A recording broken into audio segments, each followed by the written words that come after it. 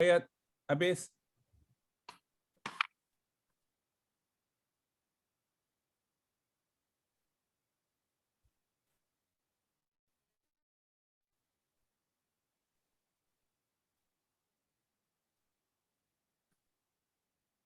Assalamualaikum warahmatullahi wabarakatuh dan selamat petang kepada semua penonton-penonton Facebook Kementerian Alam Sekitar dan Air Kasar dan juga Facebook Zaini Ujang, Facebook K Nadirun, Facebook Nurlin Jaafar. Saya rasa ada kan Facebook Nurlin Jaafar.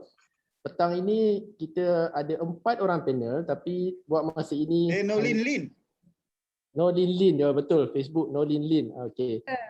Kita ada 4 orang panel tapi pada masa ini kita masih menunggu Prof Datuk Dr. Zulkifli untuk masuk dan beliau akan masuk sebentar lagi. Buat sementara kita ada Datuk Seri Engineer Dr. Zaini Ujang, KSU Kasar. Kita ada Puan Nurlin Meti Jaafar, wanita kita panggil superwoman kita yang meredah sana sini hutan, air, kilang, laut dan sebagainya, tetapi beliau telah bersara. YB yang bersara, Penolin Jaafar. Dan yang ketiga kita ada Encik K Nadirun yang begitu aktif ke sana ke sini, bukannya merentas sempadan tetapi membuat buku, bermacam-macam buku yang telah beliau terbitkan di bawah ITBM. Banyak pengalaman Encik K sebenarnya dalam buku ni. Tak perlu apa kau kata sifu dalam penerbitan buku. Dia boleh buat buku kecil, buku besar dan dalam keadaan yang sangat-sangat apa orang kata magic lah kalau boleh saya cakapkan. Jadi untuk petang ni pendekatan kita adalah lebih secara kita sembang-sembang, kita sembang santai, bukannya apa. Bila kita bersembang dengan dalam webinar kan, kita terlampau banyak webinar. Kadang-kadang kita perlukan dapatkan ilmu yang bermanfaat tetapi kita ingat. So that walaupun tempoh webinar itu sejam, setengah jam atau 2 jam tetapi kita ada ilmu yang bermanfaat. Jadi inilah tujuan kita adakan sembang santai pada petang ini, buku baru. Buku baru yang masih panas, masih terasa bau buku ni. Biasa kebiasaan saya lah, habit saya, bila saya ada beli buku, saya suka cium bau dia. Kita buka buku tu kita bau. Jadi ini jugalah sebahagian daripada cara kita hormat kepada buku, sebab buku ini adalah ilmu yang sangat berguna yang tak akan rugi sekiranya kita melaburkan sedikit duit ataupun wang yang kita ada untuk buku yang bermanfaat, insya-Allah. Saya rasa jam telah menunjukkan 5 petang. InsyaAllah kita boleh mulakan webinar kita pada petang ini. Sambil-sambil tu yang berada di rumah, yang berada di pejabat, yang sedang drive pulang daripada kerja, boleh ramai-ramai share dan ramai-ramai berkongsilah webinar kita pada petang ini. InsyaAllah kalau daripada 40 hadis ini kita tak boleh ingat, kita bawa balik 4 hadis. Kalau tak boleh 4 hadis, kita bawa balik 2. Tak boleh 2, 1. Satu pun yang mungkin mendapat berkat dan rahmat yang besar daripada di sisi Allah Ta'ala. Okey, untuk webinar pada petang ini, seperti yang saya maklumkan, kita akan membicarakan mengenai 40 hadis edisi baharu Pelestarian Alam Sekitar. Jadi buku mengenai alam sekitar yang ada di Malaysia ini jarang-jarang ataupun ada tapi kita tak tahu. Itu yang lepas ni Encik Kir boleh ulaskanlah buku-buku yang berkaitan alam sekitar ni, ataupun Dr. Zaini Ujang boleh ulas mengenai buku-buku alam sekitar ni. Buku ini sangat istimewa, telah diterbitkan edisi kedua, edisi pertama telah sold out dan telah melalui pelbagai evolusi dan juga penerbaikan yang akan dikupas oleh Datuk Seri Zaini Ujang, dan pelbagai rangkuman ataupun kupasan yang begitu mudah difahami. Saya suka memetik satu perenggan di peringkat pendahuluan, iaitu titah oleh Duli Yang Maha Mulia Seri Paduka Sultan Perak berkaitan kisah baginda sendiri semasa pertabalan beliau, pertabalan tuanku menjadi Sultan Perak. Kata tuanku, semasa, ya saya belik dulu, semasa baginda menyusuri Sultan Perak masa itu menyusuri Sungai Perak dalam salah satu istiadat pertabalannya 2015, anak anda baginda Raja Azlan Muzaffar Shah yang berusia 7 tahun memilih untuk mengira botol-botol plastik yang dilihat terapung pada permukaan sungai di Sungai Perak. Cuba teka berapa banyak botol yang dijumpa. Dan kita tanya Puan Nolin lah, jangan tanya Cik K. Cik K dah tahu jawapan dia. Kita tanya Puan Nolin. Agak-agak berapa Puan Nolin? 700. Oh, ini soalan bocor ni. Tak ada, memang saya baca. Saya baca bila saya terima kasih Datuk Seri KSU, saya terima, saya terus baca. 700, bayangkan dalam berapa tempoh yang singkat tu jumpa 700. Jadi bayangkanlah kalau kita boleh pergi ke Sungai Gombak, Sungai Kelang dan sungai yang ada di Malaysia ni, cuba kita kira berapa banyak betul-betul yang plastik terapung. Jadi inilah yang cuba dibawa kupasan di dalam buku ini, bagaimana hadis boleh dijadikan amalan hidup seharian dan pada masa yang sama akan menjadi pahala kita. Bagi mengulas ataupun membolehkan menjawab persoalan saya tadi tu, saya nak utarakan kepada Datuk Seri Zaini Ujang lah di peringkat awal. Datuk Seri, kita relax dulu. Mungkin ada yang first time dengar 40 hadis ni, Datuk Seri mungkin boleh share kenapa 40, kenapa tak 44 ke, 48 ke, 60 ke, boleh Datuk Seri share sikit. Assalamualaikum warahmatullahi wabarakatuh. Salam sejahtera. Terima kasih Cik Khalil. Terima kasih ahli panel yang lain. Kita menunggu kehadiran Profesor Datuk Zulkifli bersama kita sebagai penulis bersama saya yang memilih hadis, yang buat penilaian terhadap hadis supaya ada susunan yang teratur ini oleh Profesor Zulkifli lah. Ya, jadi beliau yang mencari hadis dan sebagainya. Dan pernah kita bincang, yang pentingnya bincang di mana? Ini penting. Kami bincang projek buku ini semasa kami menunaikan haji. Dan ketika menunaikan haji itu kami dapati sampah bertaburan di Arafah, di Mina, di Muzdalifah. Muzdalifah itu lagilah tempat orang bersinggah saja. Dan di Mekah, di Madinah. Dan kita rasa sedih lah dengan keadaan umat Islam yang datang menjadi tetamu Allah Subhanahu Wa Taala, tidak dibekalkan dengan pengetahuan bahawa mencemarkan alam sekitar, mengotorkan persekitaran, membiarkan sampah berlonggok dan sebagainya adalah satu perkara yang tak seharusnya dilakukan. Apatah lagi dalam rangka kita dalam usaha kita untuk membersihkan diri, membersihkan jiwa kita, membersihkan pemikiran kita, ya. Jadi saya fikir salahnya ketika itu kita tak mencari salah sesiapa, tapi isunya ialah penekanan tidak diberikan bahawa di tempat-tempat khususnya di seluruh dunia pun tak boleh membuang sampah sewenang-wenangnya. Kadang-kadang kita tengok tak ada kesedaran langsung, di mana je makannya tinggalkan makanan kat situ. Bekas makanan di situ. Begitu juga dengan sisa yang ada berlonggok-longgok. Jadi daripada situ barulah kami terfikir apakah usaha kami untuk laksanakan, dan alhamdulillah Allah telah memberikan kemudahan kepada kami. Ini buku ni banyak magic lah. Kalau saya cerita tulis buku ni yang Cik K kena buat 2 webinar. Tak nak webinar lah, nanti orang kata kita ni pula. Kena duduk sesi yang ini, bagaimana hal-hal yang saya fikir sangat magical itu berlaku pada kami lah dari segi masa kami menyediakan buku ni. Izin Allah Datuk Seri, mudahkan urusan. Itu kena tanya Cik Khair. Cerita sebalik tabir 40 hadis. Ya. Itu benda yang kita berlaku sebab kita sentiasa daripada awal tulis tu dah bagi kepada editor untuk dibaiki dan sebagainya. Dengan tempoh masa yang sangat singkat lah bagi saya, ya. Jadi kalau buku ni Datuk Seri, mungkin saya terus kepada Puan Nolin lah. Puan Nolin sebelum berjumpa buku 40 hadis ni, pernah jumpa tak buku lain-lain? 10 hadis alam sekitar ke, sepanjang Puan Nolin jadi ketua pengarah JAS kan? Pernah jumpa tak buku 5 hadis alam sekitar?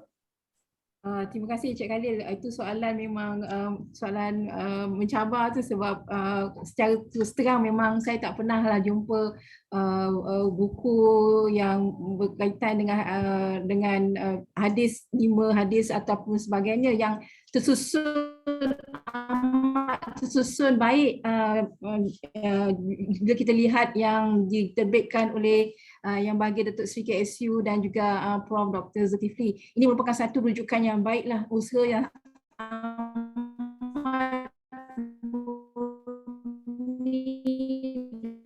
inisiatif yang baik masukan dan ia memberi satu inspirasi pada kami ataupun yang memang bertanggungjawab dalam melestari yang di luar bidang tanggungjawab tetapi merasakan itulah tanggungjawab untuk menjaga alam sekitar. Dan saya rasa dulu kita di Jabatan Sekitar kita ada terbitkan satu buku Alam Sekitar Anugerah dari Allah, tapi itu adalah satu penerbitan yang dah lama dan ini merupakan dengan adanya hadis 40 ni merupakan satu rujukan yang terbaiklah pada semua pada pandangan saya dan juga kepada mereka yang ingin menyumbang secara lestari dalam alam sekitar. Terima kasih Encik Khalil. Okey, Encik Kai pula. Ni bila Datuk Seri Zaini kata tadi dia ada magic, dia ada special cerita belakang tabir tu. Tapi sekarang kita berada di depan tabir.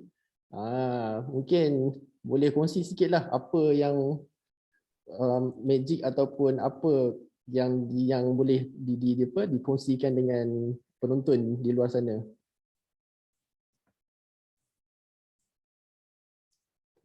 Tu kena unmute tu, Cik Kan. Okey. Maaf. Sebenarnya ada beberapa perkara yang saya fikir sebab dengan Datuk Seri Zaini ni kita buat buku banyak. Kita buat 40 hadis ni adalah salah satu buku yang kita buat. Sebelum ni kita ada buat Japanese Ecosofi, buku puisi beliau. Buku 40 hadis ni yang saya fikir perkara yang paling saya menarik minat lah, saya tak suka sebut perkataan magis.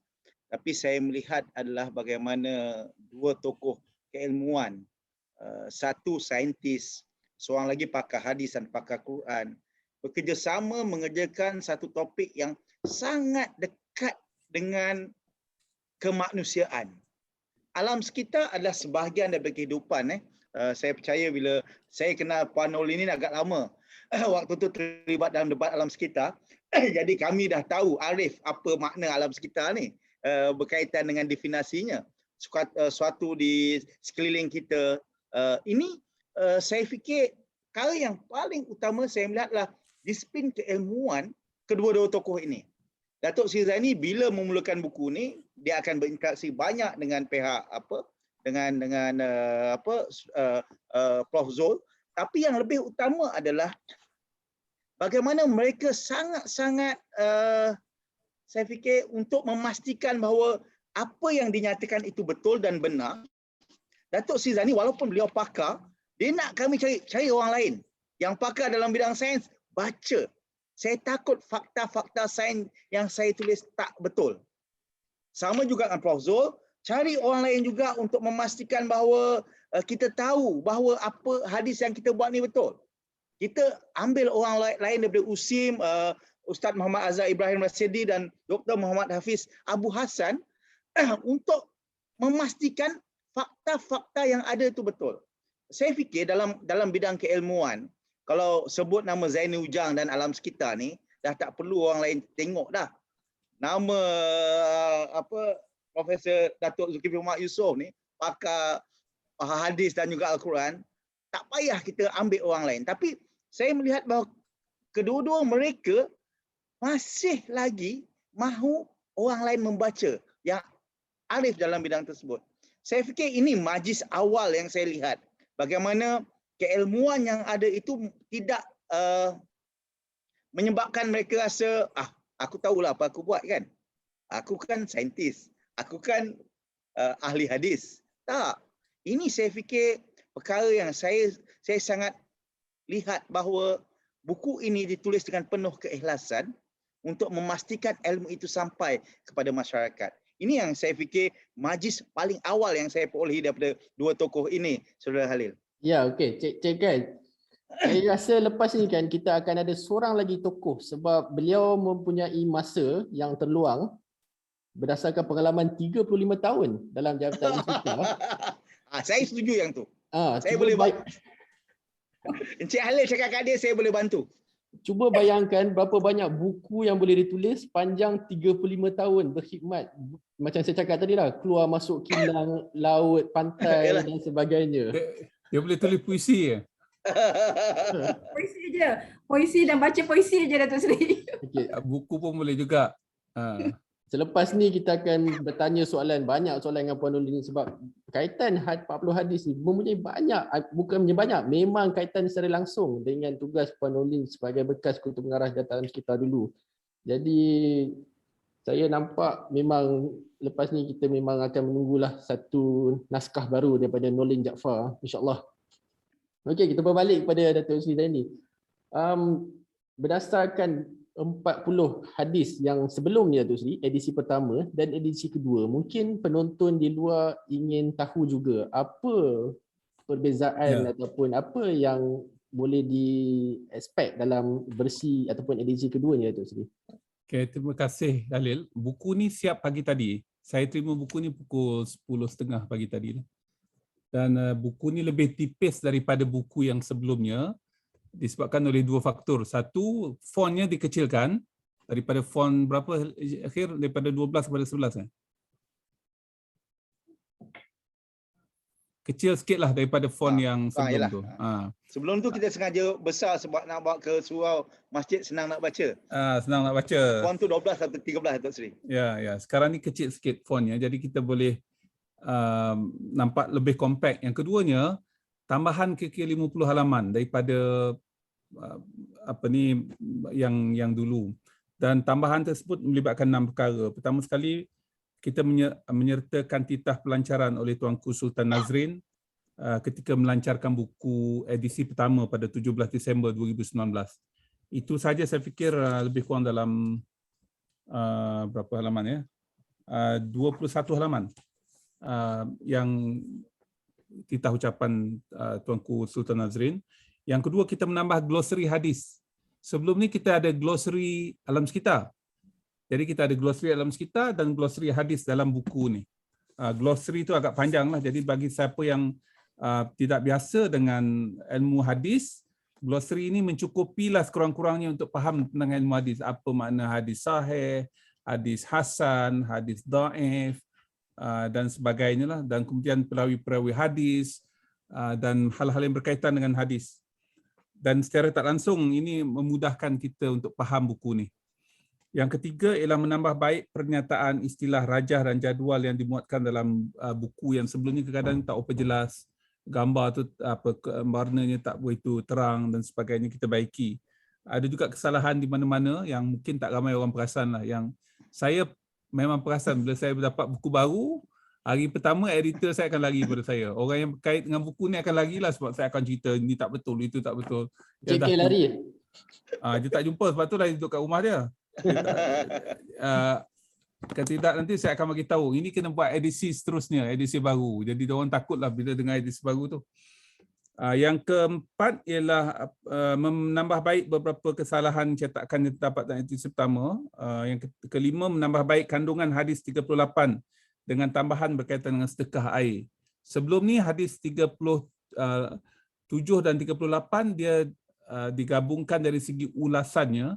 Tetapi sekarang ni kita pisahkan. Hadis 38 adalah hadis baru yang kita masukkan dalam buku ni, dan hadis 38 yang sebelum ni jadi penerangan kepada hadis 37. Itu ada perkara-perkara yang kita lakukan. Itu pun agak banyak, lebih kurang dalam 16-17 halaman di situ saja. Begitu juga dengan memuatkan penjelasan ringkas berhubung dengan hasrat penulis untuk menyumbang kepada tabung endowment UTM dan Universiti Melaya menerusi hasil jualan buku ni. Jadi kita ada satu page khas. Sebelum ni kita tak tulis. Kita tulis tu dengan harapan bahawa masyarakat tahu bila dia beli buku ni, dia niatkan sekali, saya nak beli buku ni untuk belajar, saya nak niat buku ni untuk dapat ilmu, saya nak niat buku ni untuk pada masa sama menyumbang kepada endowment. Endowment ni dalam bahasa biasa, tapi kalau dari Islamic perspektif, kalau buat cara betul, kita panggil wakaf lah. Wakaf untuk dua universiti, iaitu Universiti Melaya dan Universiti Teknologi Malaysia. Dan jumlahnya 100,000 yang kita jelaskan dalam buku ni. Jadi sekurang-kurangnya bila tuan-tuan beli buku ni, sebab tu kita tak bagi diskaun. Kalau tuan diskaun, maknanya tuan-tuan akan kuranglah sumbangan kepada endowment tersebut. Dan itu adalah cara kita untuk pastikan yang kita dapat dalam buku ni kita sebutkan 100,000 untuk setiap universiti. Ya. Jadi saya harap perkara tersebut menjelaskan kenapa kami sangat concern kepada harga buku ni agak mahal daripada kebiasaan lah, saya fikir. Sebab buku ni berwarna daripada awal sampai ke akhir, berkulit tebal, dan pada masa yang sama saya fikir hasrat kita untuk menyampaikan ilmu ni juga sangat penting untuk pastikan yang bahan yang dihidangkan ni cantik dan tepat dan bermanfaat, dan kita juga melibatkan ramai orang untuk semak buku ni. Alhamdulillah. Ya. Kalau saya boleh berkongsi dengan para penonton ya. Dia dalam setiap hadis bab buku ni, dia akan ada beberapa helaian kosong yang tak dibazirkan, tapi dia ada line. Cik K, dia macam ada line. Yang ni memang menarik. So that kalaulah saya baca, saya boleh buat nota saya sendiri. Saya boleh tulis dan saya boleh conteng-conteng di halaman terakhir setiap hadis tu. Dia macam kita panggil kalau zaman study tu, kita ambil important points lah from the bab yang kita baca tu. So agak menarik lah dia punya kalau penat dah baca depan tu, kita baca belakang je. Itu dia punya teknik tu memang bagus. Jadi kita akan masuk kepada kita sembang-sembang tapi kita serius sikit lah Puan Nolin. Boleh Puan Nolin serius sikit? Boleh. Tinggal lagi mungkin sebelum saya mula, saya apa soalan yang nak tanya saya ke atau apa yang nak disembangkan ni? Saya tanya. Saya nak cerita pasal buku, sedikit ulasan. Saya pun terima kasih Datuk Seri, saya dah dapat buku yang ditandatangani oleh Datuk Seri. Saya nak tunjuk kepada semua penonton, ditandatangani khas daripada Datuk Seri. Terima kasih banyak-banyak. Sebagai saya yang baru tamat sebagai penjawat awam ni, amat berterima kasih lah sebab ini mengisi masa saya selain daripada membuat kerja-kerja yang biasa sebagai suri rumah, seorang ibu dan sebagainya. Apa yang Datuk Seri sebutkan tadi, buku yang ni saya nampak yang bagus. Saya dapat lihat sedikit Datuk Seri perbezaan antara yang edisi pertama dengan edisi kedua. Kalau saya boleh tambah di sini Datuk Seri, pertama adalah yang berkaitan dengan Datuk Seri sebut tadi, titah Aduli Yang Maha Mulia Sultan Perak, dan satu segmen yang amat menarik saya adalah tentang mengenai alam sekitar. Memelihat alam sekitar adalah tanggungjawab besar. Dan satu lagi tentang ayat 68 dan 69 surah Al-Anbiya yang menyatakan tentang kisah Nabi Ibrahim ketika dibakar tu, di mana burung pipit, semangat burung pipit yang perlu dijadikan inspirasi ketika kita sedang merintih usaha menghadapi cabaran yang besar. Ini saya amat terkesan Datuk Seri sebab kan saya ada seorang sahabat Datuk Samad dari SPRM yang selalu mengingatkan kami tentang integriti, tentang mencegah rasuah dan tanggungjawab kita sebagai penjawat awam untuk menjalankan tugas dengan baik. Walaupun usaha kita kecil tetapi peranan kita besar kerana kita perlu kelak di akhirat kelak menjawab soalan-soalan tentang tanggungjawab kita apabila kita memegang jawatan. Dan yang seterusnya Cik Khalil adalah tentang pengurusan risiko.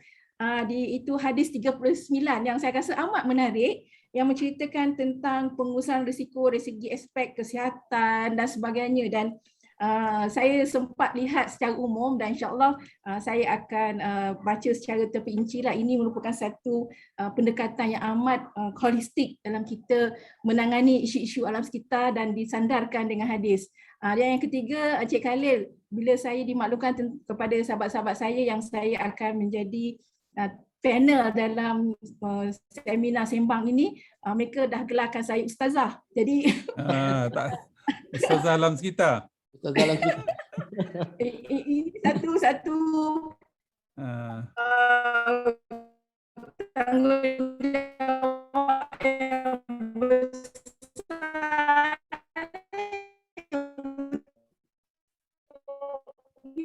kita menyampaikan hadis, tapi insya-Allah saya akan cuba mat berguna dalam buku yang jadi Cik Khalil, apakah soalannya? Cik Khalil? Ni nampak gaya ni Puan, dia dah advance ni. Dia dah jawab dulu sebelum saya tanya. So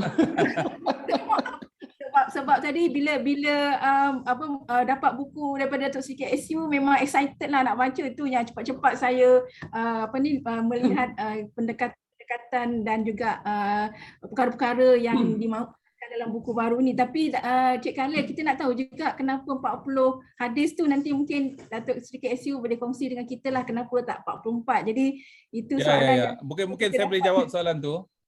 Biasanya bila kita sebut 40 hadis ni, buku yang kita rujuk ialah buku Imam Nawawi itulah yang mengumpulkan 40 hadis tu. Dan buku tu sangat penting disebabkan oleh hal-hal yang berkaitan dengan tugas keislaman seseorang tu terangkum dalam 40 hadis yang dipilih oleh Imam Nawawi. Jadi kami nak ambil manfaat Imam Nawawi inilah. Jadi instead of 40 hadis Imam Nawawi itu, kita buat 40 hadis pelestarian alam sekitar. Dan mungkin jadi titik tolak untuk kita melihat 40 hadis yang sangat berkaitan dengan alam sekitar yang harus kita fahami. Dan mungkin akan datang nanti bila kita buat edisi ketiga ya Encik Khair, hadis yang 40 ni jadi 42, tapi kita namakan juga hadis 40 sebab hadis 40 Imam Nawawi itu 41 hadis. Bukannya 40 pun, ya. Jadi secara tak langsung saya fikir ini memberikan dorongan kepada kita lah masing-masing. Sekurang-kurangnya dalam hidup kita ni, selain daripada kita baca Quran, kita ada 40 hadis Imam Nawawi, 40 hadis pelestarian alam sekitar yang kita betul-betul faham. Nak ingat tu satu soal kedua lah, tapi betul-betul faham cara kita. Kenapa kita nak jaga contohnya pembentungan. Dalam Islam ada pembentungan. Kalau kita tengok hadis ke-6 tu, hadis daripada Abu Hurairah radhiyallahu an, saya baca maksudnya saja. Sesungguhnya Rasulullah SAW sabda, berhati-hatilah dengan al-la'nain, iaitu dua golongan yang dilaknat oleh manusia. Para sahabat bertanya, apakah dua golongan tersebut, wahai Rasulullah? Baginda menjawab, mereka ialah orang yang membuang hajat di laluan perjalanan atau tempat berteduh. Jadi buang hajat ni maknanya najis, sama ada najis kecil ataupun najis besar lah. Dalam konteks moden, kita tak adalah buang hajat sebab kita ada tandas dan sebagainya di merata-rata, di R&R pun ada. Tapi pengurusan najis tersebut bagaimana? Dalam konteks moden ni kita panggil sebagai pembentungan lah, sistem pembentungan. Adakah kita menyambung kepada sistem pembentungan awam? Adakah di rumah kita pembentungan tu hanya kita tak tahu, lepas kita pergi toilet itu kita tak fikir lain dah. Bagaimana air tersebut masuk ke dalam air bawah tanah. Air tersebut kalaulah kita tidak tangki septik kita tu tidak dibersihkan, dikosongkan setiap 2 tahun, air yang keluar daripada tangki septik kita itu ialah air yang mana kita flush itu yang keluar terus ke longkang kita. Daripada longkang tu terus ke dalam sungai, dan akhirnya itulah air yang kemudian digunakan untuk dijadikan sumber air minuman. Ya, saya tinggal di Bangi. Air yang saya dibekalkan ke rumah saya di kawasan Bangi ini datangnya daripada Semenyih. Air loji rawatan Semenyih 2. Dan dihilir.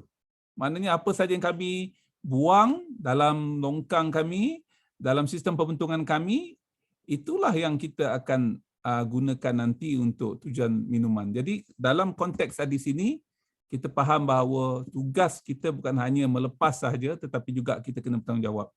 Kita kena uruskan. Kalau tidak, kita jadi orang dilaknati Allah Subhanahu Wa Taala. Ini Profesor Zul baru masuk. Ya, Profesor Zul, selamat datang.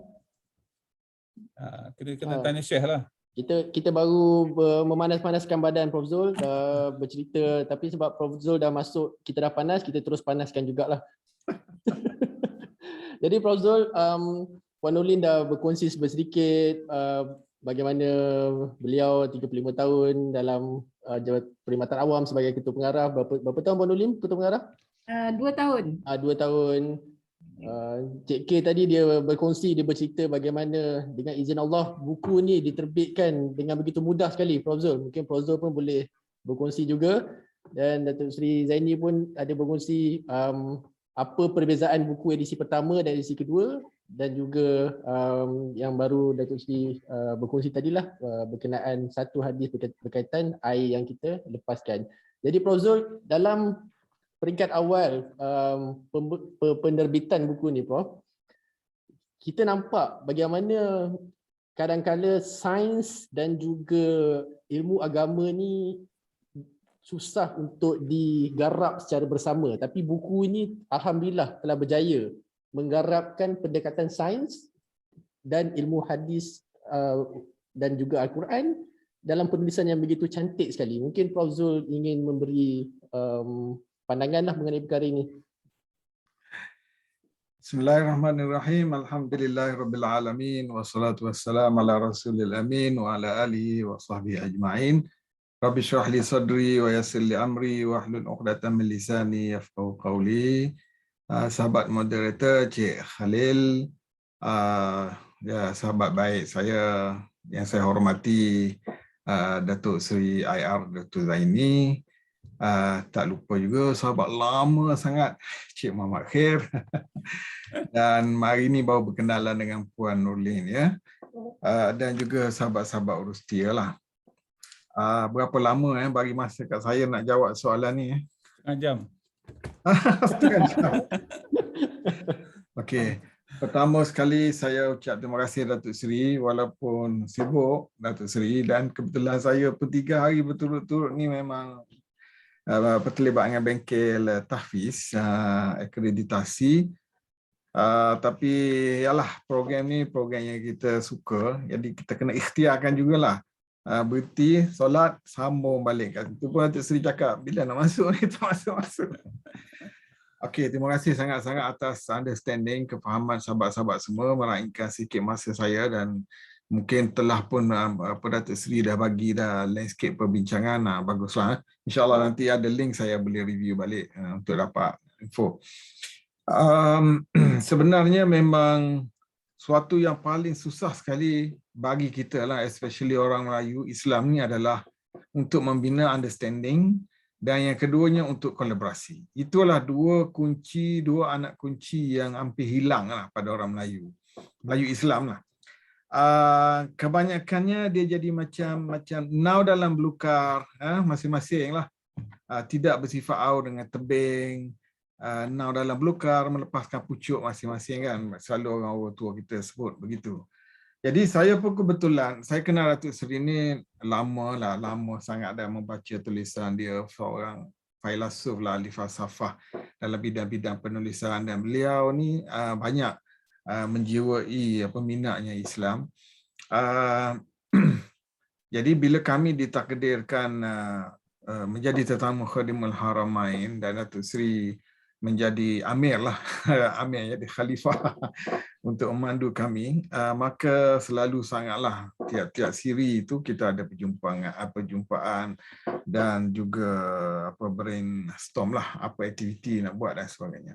Jadi Datuk Seri ni tak pernah luput, tangan dia tu memang ada sentiasa laptop tu mana saja dia pergi, dia akan ambil gambar, maklumat, bertanya, dan ceritalah macam-macam. Sehinggalah saya kata Datuk Seri sedang buat apa masa tu, dia sedang menyiapkan satu kajian dia, dan dia juga mencadangkan why not share, dia panggil share kat saya, kita tulis buku mengenai bidang lestari lah alam sekitar sebagainya. Saya kata bagus, saya pun banyak kali dah datang Mekah Sana Suci ni pun lihat tentang fenomena ataupun masalah umat Islam ini, dan kebetulan kami berkat negeri, berkat di Tanah Barakah itu, kami kata okeylah, kita cuba mula, dan saya memang menaruh harapan untuk menulis tentang refleksi ni lama dah, tapi tidak, ialah masing-masing sibuk, tak berupaya. Bila Datuk Seri beritahu macam tu, saya kata okey, bagus. Dan bila dah pulang, Datuk Seri cakap, Syekh, idea dah ada, mana hadisnya? Masa tu saya pun bekerja-kerja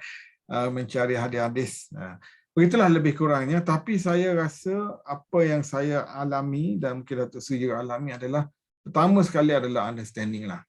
Persefahaman, kita masing-masing sibuk, tapi kita boleh berusaha mencari masa untuk kita membina persefahaman, melakar idea. Dan yang keduanya adalah ta'awanu, saling bantu-membantu, kerjasama. Itu saya rasa antara kunci pertama kenapa projek ini berjaya, dan Datuk Seri sebenarnya dah menyiapkan juga landscape untuk yang keduanya, aspek Quran ni. Saya pula ni yang masih dikejar oleh beliau, Dakhil pun juga bertanya selalu.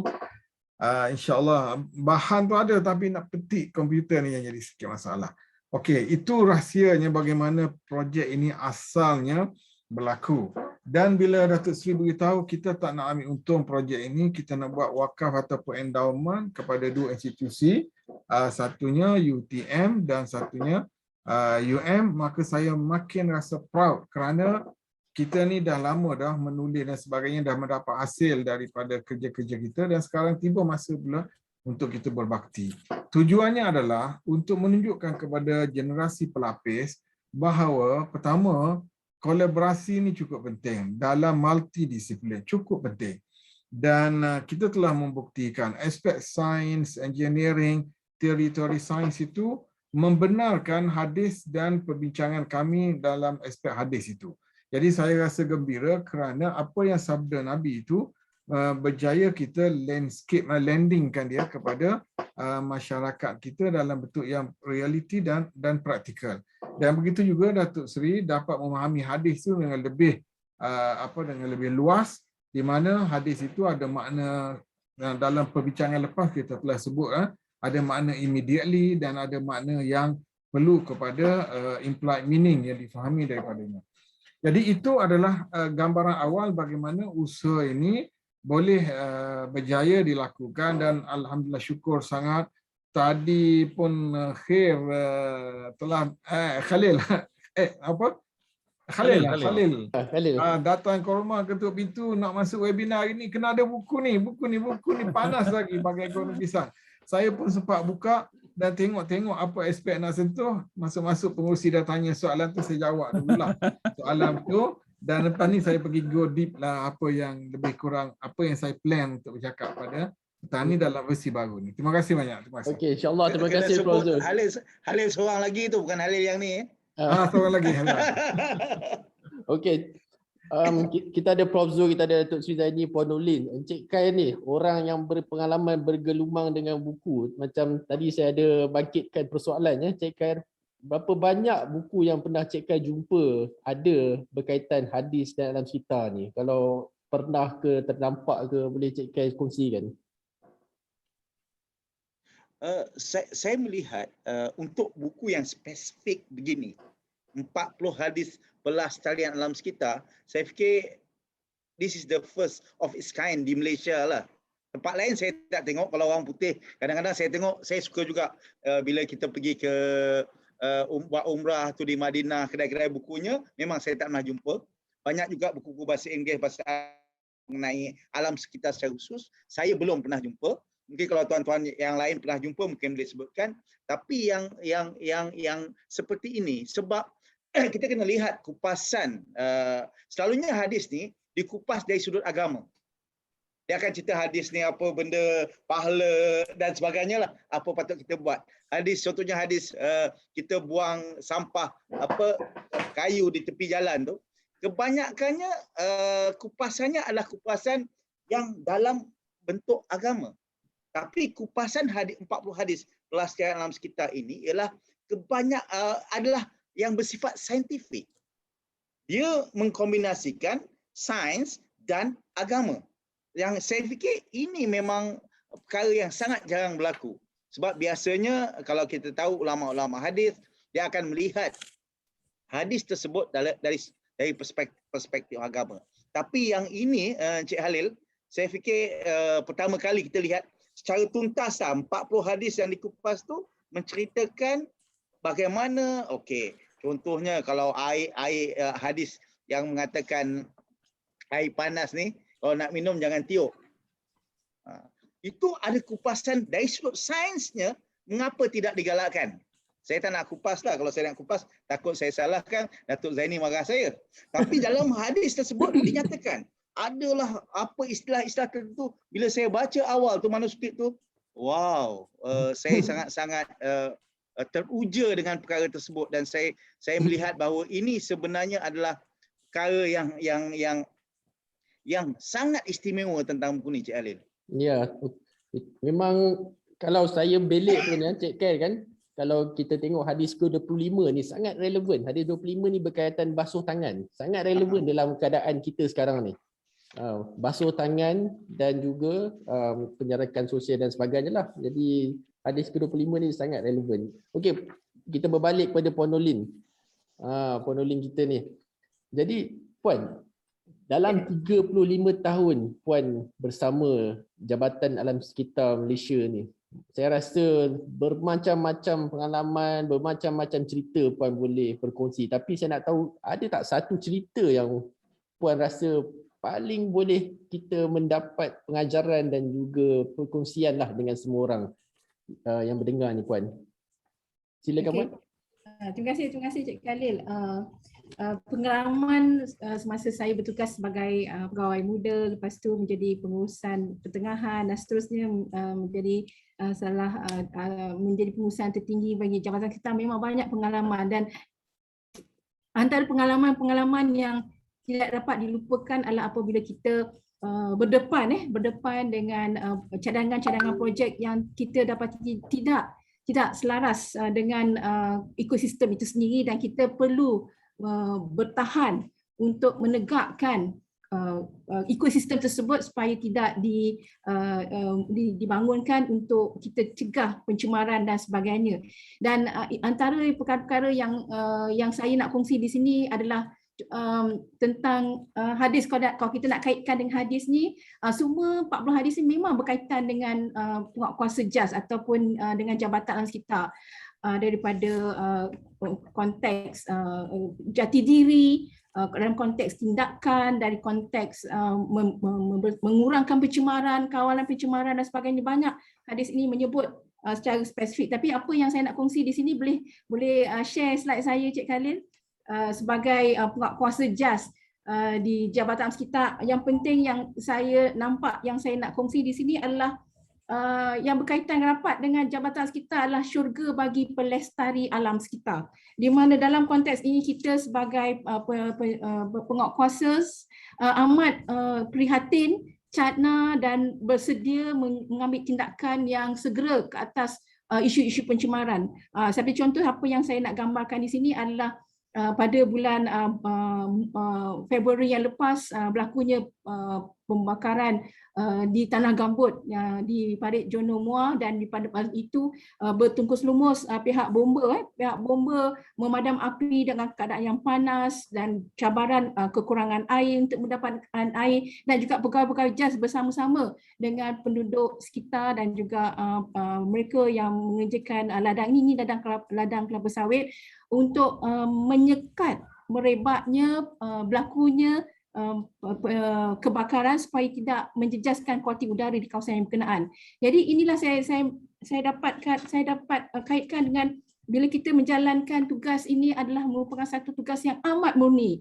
Pegawai-pegawai JAS atau penguatkuasa JAS, di samping itu juga dengan contohnya kalau dalam gambar ini kita ada bomba yang sentiasa setia memadam kebakaran, sama ada di Tanah Gambut ataupun di tapak perusahaan sampah. Kadang tu mengambil masa yang lama untuk kita memadam api tersebut, namun mereka amat setia untuk memastikan api itu tidak merebak dan dapat dipadamkan dengan segera. Jadi bila kita kaitkan dengan syurga bagi pelestari alam sekitar ni, ini akan memberi satu ketenangan dan satu kebaikan pada diri sendiri dan juga pada semua penguatkuasa JAS, bahawa kita adalah merupakan satu elemen penting dalam memastikan kelestarian alam sekitar.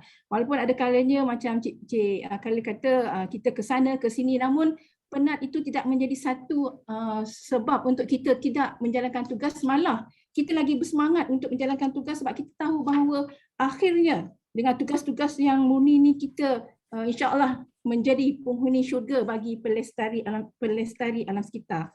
Yang kedua yang saya nak kongsikan di sini adalah kita jalankan Opteras Pasir Gudang, iaitu pada 20 Mac 2021, di mana pegawai penguatkuasa JAS tidak mengenal hari, waktu di luar pejabat, waktu malam dan sebagainya untuk kita memantau kilang-kilang yang berada di kawasan perindustrian supaya mereka mematuhi peraturan-peraturan yang had-had yang kita tetapkan supaya mereka tidak mencemar, dan kita amat committed dalam menjalankan tugas. Gambar ini menunjukkan kawasan perindustrian Pasir Gudang merupakan kawasan industri yang besar yang mempunyai banyak kilang-kilang petrokimia, kilang kimia dan sebagainya, dan kita bersama-sama dengan pegawai JAS menjalankan pemantauan, dan pegawai JAS, penguatkuasa JAS berkorban. Keluarga mereka berkorban sebab mereka terpaksa menjalankan tugas. Bukan sahaja terpaksa menjalankan tugas, perlu menjalankan tugas untuk memastikan kualiti udara dan kualiti alam sekitar di Pasir Gudang ini terjamin dan tidak menyebabkan risiko pencemaran. Dan seterusnya, hadis yang amat dekat dengan hadis saya dalam 14 hadis pelestarian alam sekitar yang saya nak kongsi ini adalah hadis 16. Kalau kita boleh baca di sini adalah hadis 16 adalah berkaitan dengan lestari alam sekitar, peranan khalifah. Peranan khalifah di mana kita semua adalah merupakan khalifah dan kita perlu menjalankan tugas kita sama ada kita ni sebagai penguatkuasa JAS ataupun pegawai penguatkuasa di agensi lain ataupun masyarakat dalam kita melestarikan alam sekitar. Sebab kita sebagai khalifah ni tugas kita adalah untuk memastikan kelangsungan ekonomi, kelangsungan ekosistem bukan saja untuk kehidupan manusia tetapi juga sekeliling kita. Tumbuhan, flora dan fauna, dan ini penting untuk kita kaitkan tugas kita dengan hadis yang disenaraikan. Dan seterusnya adalah hadis nombor 19 iaitu tanggungjawab mengurangkan pencemaran. Apa yang saya nak kongsikan di sini adalah slide yang menunjukkan aduan pencemaran yang kita terima. Kita terima disebabkan oleh kualiti udara. Mungkin kita boleh balik pada slide tadi. Kualiti udara yang menjejaskan ataupun kacau ganggu kepada penduduk setempat. Contohnya jiran bakar sampah, jiran bakar dan sebagainya, dan ini mengganggu jiran di sebelah. Dan kita dapati bahawa 57% aduan pencemaran udara disebabkan oleh pembakaran sampah sarap. Jadi kita sebagai masyarakat juga berperanan dalam memastikan kita menjalankan peranan kita untuk mengurangkan pencemaran. Dan dalam mengurangkan pencemaran bukan saja tugas kuasa jabatan sekitar ataupun pihak berkuasa tempatan, tetapi kita sebagai masyarakat, sebagai individu juga memainkan peranan dalam kita mengurangkan pencemaran. Slide seterusnya saya nak menunjukkan tentang risiko pencemaran. Risiko pencemaran ataupun masyarakat perlu bertindak dalam memastikan bila berlakunya pencemaran perlu ada pemulihan. Gambar di sebelah kiri menunjukkan keadaan berlakunya tumpahan minyak di Pantai Cermin dan Tanjung Tuan, iaitu Pantai Cermin yang terletak di Port Dickson, manakala Tanjung Tuan bersebelahannya terletak di Melaka. Dan ini berlaku pada 12 Oktober 2020. Dan pada 6 September yang lepas saya telah pergi ke lokasi ini dan kita lihat bagaimana kawasan ini terkesan disebabkan oleh tumpahan minyak tersebut. Jadi kita sebagai masyarakat dan juga mereka yang bertanggungjawab dalam kelestarian alam sekitar, kita perlu juga berusaha untuk mengambil tindakan untuk kita memulihkan kawasan yang berlakunya insiden pencemaran. Selain daripada kita mencegah pencemaran, kita juga perlu memulihkan ekosistem, dan ini sangat berkait rapat dengan hadis 40 yang disenaraikan dalam buku yang kita kongsi, yang dikongsi oleh Datuk Seri KSU dan juga Profesor Dr. Zulkifli. Dan hadis ini amat dekat dengan saya, Cik Khalil, sebab saya sekarang ni dah jadi YB, itu yang bersara. Dulu memang kita, seperti Cik Khalil kata, 35 tahun dalam di jabatan sekitar, memang banyak pengalaman, tetapi banyak pengalaman-pengalaman yang memang mencabar dan juga menguji ketahanan mental dan fizikal untuk memastikan kita berpegang pada prinsip. Dan dalam hadis ini menyenaraikan perkara-perkara yang perlu kita pegang pada prinsip, pada dasar dan sebagainya untuk kita pastikan kelangsungan ekosistem untuk generasi masa kini dan masa akan datang. Yang penting sekali adalah tindakan kita di peringkat individu, di peringkat agensi, di peringkat masyarakat dan juga seterusnya di peringkat komuniti. Dan alam sekitar tidak mengenal sempadan. Dan dalam konteks ini kita perlu bertindak segera dalam memastikan kita meneruskan usaha-usaha amanah ini untuk kita jadikan alam sekitar ini sebagai tanggungjawab kita bersama. Saya rasa itu saja Cik Khalil saya kongsi. Sebenarnya banyak pengalaman yang saya nak kongsi, tapi inilah antara yang tugas-tugas yang saya rasa amat murni yang dilaksanakan oleh mereka yang menjalankan tugas secara terus. Mereka ni sebagai frontliner dan juga mereka juga adalah merupakan hero yang tidak didendang. So terima kasih Cik Khalil.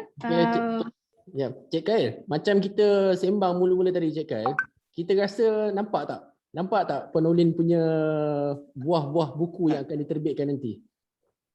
Nampak keustazahannya. Ustazah lah tu. Ustazah Nolin, insya-Allah nanti kita akan Jangan besar sangat tu apa nama gelaran tu. Ah, Sampai ke tahap tu lagi. so saya rasa Puan, Kena berguru dengan Prof. Dr. Zulkifli dan Datuk Seri Zaini Ujang. pengalaman Puan ni sangat berharga. Saya rasa sayang kalau kita tak dokumenkan, kita tak tulis untuk panduan petugas-petugas JAS pada hari ini, mungkin pada masa akan datang, kepada pelajar-pelajar universiti dan sebagainya. Saya rasa ini projek kita, Cik Kai. Saya boleh join ni. Boleh mulakan tulis. Kan? Kami boleh tolong terbit. Dr. Zaini boleh tolong semak fakta sikit dan bagi penasihatan lah. Okey, kembali pada Dr. Zaini Ujang, Datuk Seri KSU. Jadi buku ni Datuk Seri kan, kadang-kadang macam Datuk Seri cakap lah, kita nak hafal 40 ni susah lah, tapi macam mana cara yang terbaik supaya benda ni boleh jadi satu amalan yang kita boleh on the spot kita boleh ingat, Datuk Seri? Macam mana? Ada tak tips yang paling mudah, Datuk Seri? Itu kena tanya Prof Zul. Kalau Prof Zul ini dalam bahasa Arab, saya pun faham.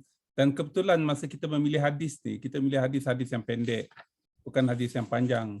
Contohnya hadis yang ke-33 yang Khir sebutkan tadi, berkaitan dengan menghembus nafas, mencemarkan air. Okey, antara pembaharuan lain yang kita buat dalam buku edisi kedua ni ialah tajuk hadis tu.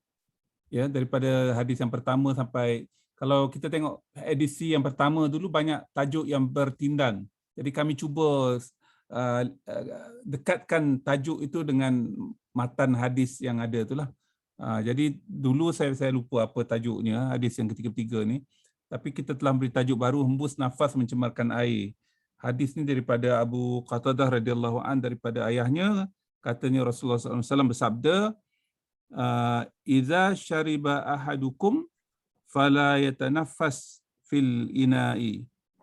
Apabila seseorang daripada kamu minum air menggunakan bekas, maka janganlah dihembuskan nafas ke dalam bekas tersebut. Kenapa? Ini berkaitan dengan pencemaran udara. Ya, kalaulah hadis yang hadis ni pernah dinukilkan oleh Imam Nawawi, meletakkan hadis ini dalam bab yang berkaitan dengan hukum makruh bernafas dalam bekas dan sunat bernafas di luar bekas minuman sebanyak 3 kali. Ini dalam Riyadhus Shalihin. Itu klasifikasi hadis dalam buku Riyadhus Shalihin, tapi kita lihat bahawa buku ini bukan hanya tentang hadis berkaitan dengan adab minum, tetapi juga menjelaskan tentang pencemaran udara. Apabila kita bernafas ketika kita minum, kita telah menghembus nafas ke dalam air, dan ini menyebabkan nafas kita tu dalam satu bungkah, dan persekitaran yang ada di situ ialah persekitaran pernafasan kita. Contohnya ketika kita dalam udara yang biasa macam ni, di tempat yang lapang, kita menyedut udara ada 0.03 karbon dioksida. Dan kita ada 21%, tadi 0.03%. Oksigen 21%, nitrogen 78%. Wap air bergantung pada lokasi. Tetapi bila bernafas, karbon dioksida tu yang kita bebaskan tu dah jadi 4%. Dan oksigen dari 16%. Dan kita bernafas dalam keadaan itu, kita rasa keletihan ketika bernafas. Dan pada masa yang sama, air yang mengandungi kandungan karbon dioksida yang tinggi itu akan ada tindak balas dengan air tersebut, menyebabkan asid karbonik terhasil. Dan asid karbonik ini menyebabkan kita cepat letih, sebab oksigen yang kita dapat itu bukan oksigen oksigen yang sepatutnya 21%, kita dapat 16% saja. Dan air yang kita minum tu, sebahagian yang permukaan air itu telah bertukar menjadi acidic. Dan ini akan menyebabkan kita rasa letih dan sebagainya. Dalam itu konteks hadis tu, adab dan kemudian apa yang berlaku dalam air tersebut. Tapi dalam persekitaran kita, apabila kita mencemarkan air, kita mencemarkan udara dengan berbagai cara lah. Melalui asap, melalui pembakaran dan sebagainya. Ini yang berlaku kepada manusia. Ya, jadi ketika zaman dulu mungkin tidak ketara pembakaran terbuka tu. Tetapi kita boleh ambil pengajaran kenapa pelepasan bahan-bahan yang kita anggap sebagai gas rumah kaca contohnya. Karbon dioksida ni sebahagian daripada greenhouse gases. Gas rumah kaca lah yang biasa kita bincang. Ada kesannya kepada alam sekitar yang besar. Dan apatah lagi kalau kita minum air dalam mangkuk yang pada mulut kita tu. Katalah dalam tempoh seminit ketika kita meneguk air tersebut. Ini perkara-perkara yang kami cuba bincang dalam buku hadis ni supaya ada kelainan ataupun sekurang-kurangnya ada tambahan kepada apa yang dibincangkan oleh Imam Nawawi dan imam-imam yang lain lah. Itu tanya Prof. Zulkifli lah nak tanya lanjut.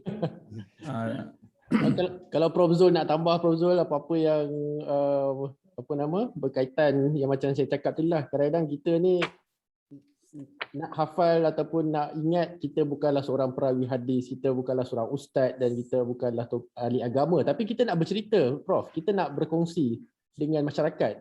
Kita nak kata, okey, hadis ni bercakap mengenai ini, tapi bukan mudah lah bagi orang yang bukan ahlinya, memang bukan mudah. Jadi mungkin Prof boleh bagi sikit tips ke macam mana, Prof? Ya, terima kasih Khalil.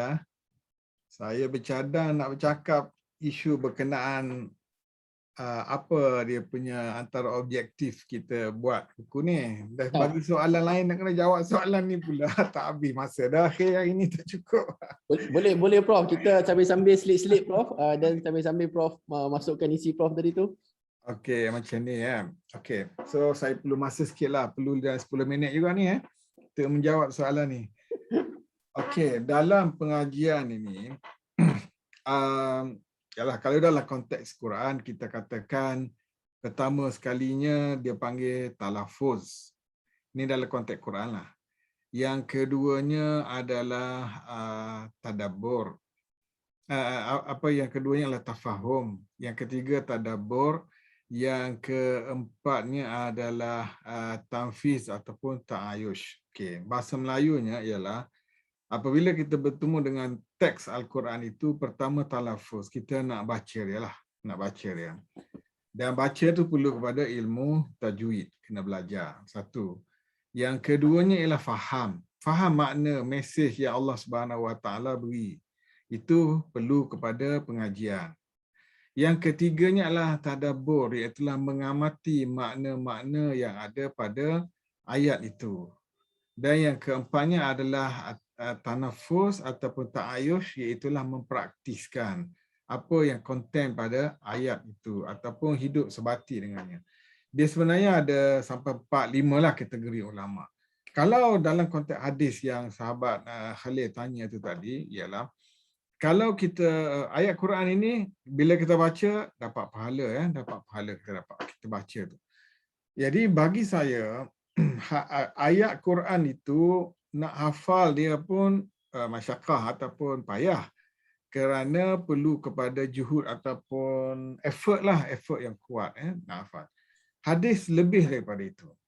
Sebab itu ulama-ulama dulu mereka mengatakan untuk orang yang hafaz hadis ini adalah al-hafiz.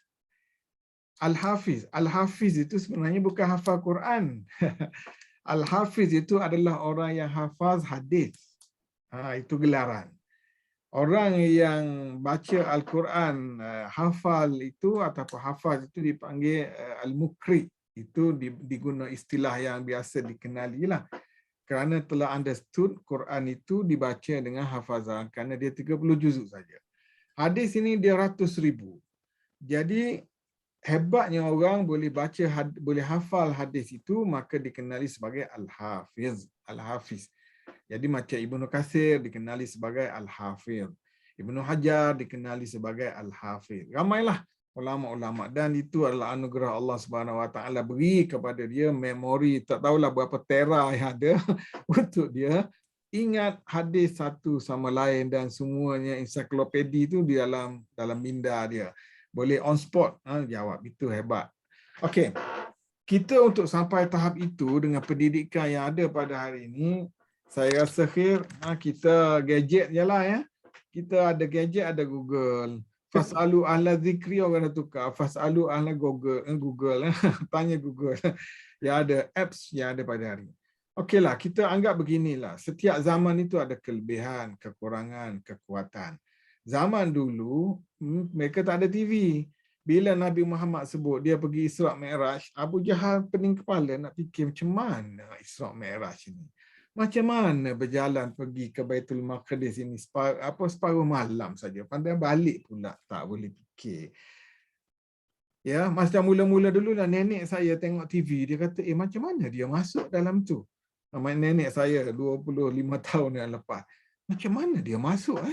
Boleh masuk. Ada 2-3 orang boleh masuk kan? Kerana minda berfikir zaman itu begitu. Hari ni kalau kita tanya soalan macam tu, orang kata berat betul ni, memang duduk ulu mana ya. Jadi hari ini kalau orang petikai Isra' Mi'raj tu dah jadi pelik dah, kerana sains dan teknologi yang ada pada hari ini telah memberi good justification perkara itu boleh berlaku kan. Jadi bagi saya kita tak boleh blame lah. Kita tak boleh jadi hafiz, kita tidak boleh blame diri kita. Kerana maksud daripada setiap ayat Quran dan juga daripada matan hadis dan sebagainya itu adalah performance tu, iaitulah praktis kita. Praktis itu. Jadi kalau nak hafal saja pun tidak memberi makna. Faham dan praktis. Itulah yang kemuncak yang kita nak capai. Ya, bagi kita bila boleh faham dan boleh praktis, itulah signifikan sebenarnya dalam kehidupan kita. Dan inilah yang selalu saya kadang-kadang buat nakal, joke kepada kawan-kawan yang pergi tandingan tilawah apa sebagainya, mereka baca dan mereka berhenti tu mereka terpaksa mengaji untuk ilmu nak berhenti tempat mana. Tapi kalau mereka faham, mereka boleh berhenti di mana-mana. Kerana mereka tahu tempat berhenti yang betul, maknanya yang tidak rosak. Kecualilah tempat berhenti yang Nabi telah sabit, Nabi baca, Nabi berhenti di situ. Yang itu sunnah. Tapi yang lain daripada itu, kita tak tahu Nabi berhenti di mana. Kita berhenti pada tempat maknanya yang betul.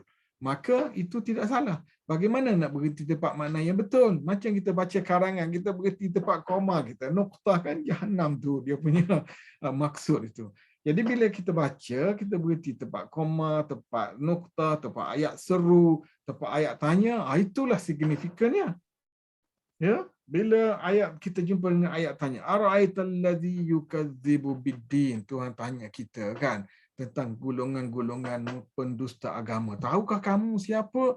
Jadi cara kita baca ayat tu tak boleh la ra'aital ladzi, ya tak jadi gitu, dia kena baca dengan tanda soal. Begitulah contohnya. Jadi bagi kami effort ataupun usaha ini yang dicetus oleh Datuk Seri ini adalah untuk membumikan makna hadis itu adalah menjadi objektif. Kalau bahasa orang sekarang guna maqasid. Maqasid ni canggih sikit apa Datuk Seri, orang punya bahasa baru ya, padahal dah lama dah. Jadi maqasid kepada penulisan karya ini adalah untuk membumikan kefahaman hadis lestari alam sekitar terutama sekali ini kepada minda masyarakat, dan why not kita go forward untuk praktiskan. Dan bila Datuk Seri berada di Kasar, saya rasa proud sangat, bangga sangat kerana elemen itu boleh diterapkan turun ke bawah. Lihat, ini baru 40 dan sebenarnya 40 ni bukan 40 lebih ya. Tapi kita ambil spirit ada 40, dia ada 40 tapi sebenarnya lebih daripada itu. Kalau kita buat cross reference dalam ni dengan hadis di dalamnya, hadis teks, hadis tajuk satu. Hadis sokongan yang ada ni, hadis ni masih banyak, bukan 40 hadis. Di dalamnya banyak hadisnya yang kita bawa masuk ke dalam tu. Jadi objektifnya ataupun maqasidnya adalah untuk memberi faham. Itu yang paling utama bagi saya, Saudara Khalil. Bila bertanya ni memang bagus menghafal itu. Memang bagus kita baca hadis itu. Tapi yang pentingnya ialah kita praktis. Bila kita baca, kita tengok praktis. Dan praktis ini adalah signifikan saya kata kerana kita dah beritahu dalam siri lepas, setiap hadis itu ada dua makna. Satu makna selapis dia. Makna selapis dia saya rasa saya tengok nota lepas. Makna selapis ni seperti kita katakan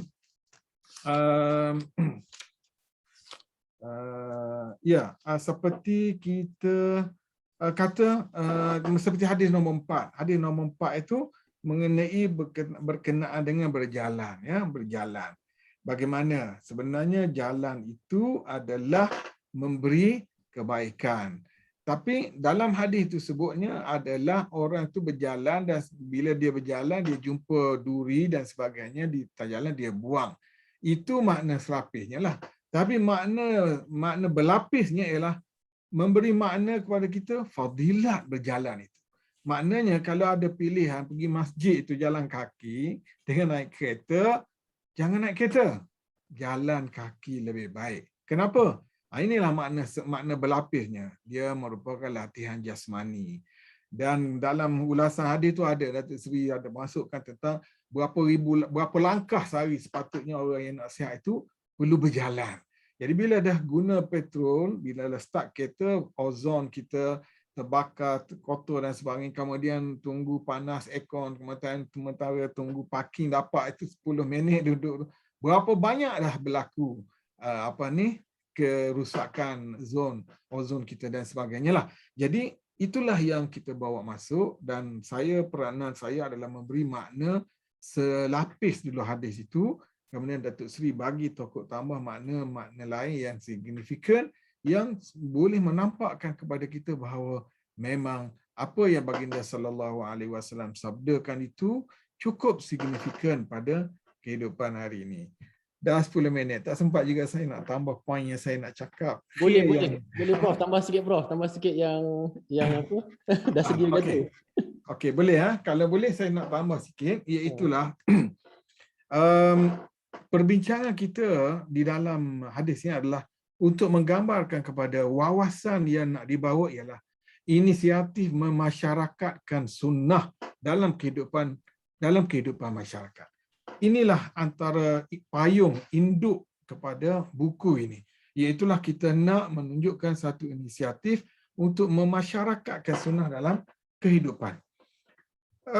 Baginda sallallahu alaihi wasallam dah sebut kepada kita dalam hadis yang sahih, dalam hadis hasan disebut taraktu fikum amraini ma in tamassaktum bihima kitab Allah taraktu fikum amraini lan tadillu ma tamassaktum bihima kitab Allah wa sunnat rasulih. Baginda sallallahu alaihi wasallam sebut pada kita ringkasnya dia tinggal kepada kita dua perkara dan tak akan sesat orang yang berpegang dengan dua perkara itu, iaitulah kitab Allah dan sunnah Rasulnya. Okey. Siapa yang tak mahu hidup sesat ini, dia mesti pegang dengan dua perkara.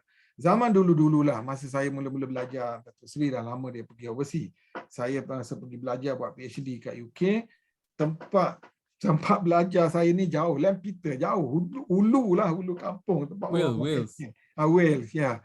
Nak pergi ke mana, kadang-kadang ada gathering, ada dekat Manchester, ada dekat Liverpool.